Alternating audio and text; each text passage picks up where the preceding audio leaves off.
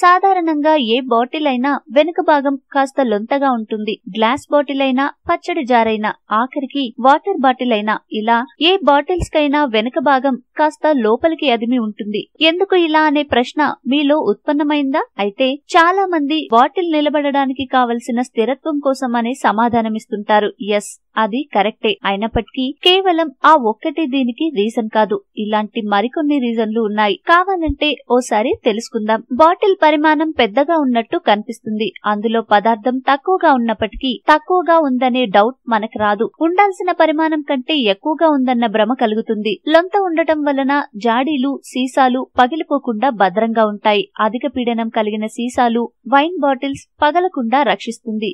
ఇక అందులో ఉండే పదార్థాన్ని తాజాగా ఉండేలా ఉంచుతుంది. ఇలా ఉండటంతో బాటిల్ చుట్టూ పేరుకుపోయిన అవక్షేపాలను ఇతర పదార్థాలతో కలవకుండా ఆ పదార్థం పాడవకుండా చేస్తుంది. అందుకే మనం ఉపయోగించే ఆవకాయ జాడీలు, వైన్ బాటిల్స్ కు నొక్కు ఎక్కువగా ఉంటుంది. అటువంటి బాటిల్స్ ను శుభ్రపరచుకోవడం చాలా ఈజీ. నీరు ఎక్కువగా చుట్టుపక్కలకు చేర్చి సింపుల్ గా క్లీన్ చేసుకోవచ్చు. ఈ బాటిల్స్ ముందు భాగం చాలా గట్టిగా ఉండటంతో వాటి మధ్య ఉపరితలం సీసాలలో ఉన్న పదార్థాలను దగ్గర చేస్తుంది.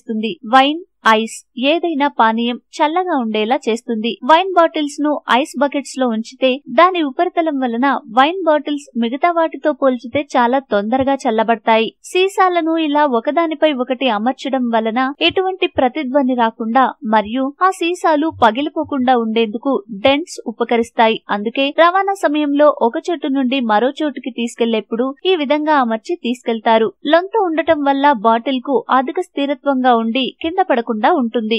మీకు ఈ వీడియో నచ్చితే లైక్ చేయండి, మీ ఫ్రెండ్స్ తో షేర్ చేసుకోండి, కానీ సబ్స్క్రైబ్ చేయడం మాత్రం మర్చిపోకండి. Thanks for watching.